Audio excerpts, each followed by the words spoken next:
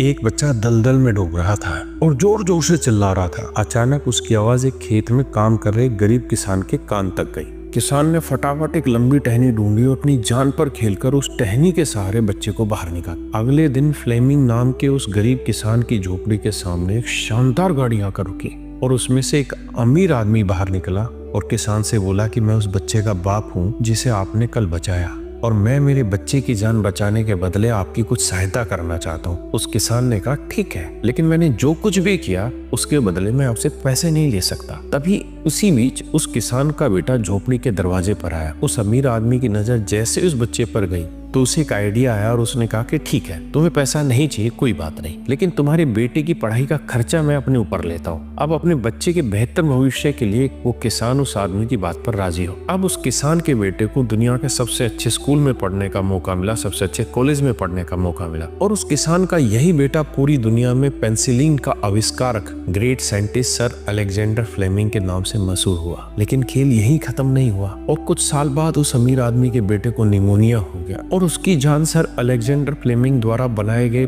Penicillin के injection से ही बच पाई। और उस अमीर आदमी के बेटे का नाम था विंस्टन चर्चिल, जो 2 बार ब्रिटेन के प्रधानमंत्री रहे। दोस्तों, शायद इसीलिए कहते हैं कि कर्म हमेशा घूम कर आते हैं, इसलिए हमेशा दूसरों का अच्छा करें ताकि आपके साथ भी हमेशा अच्छा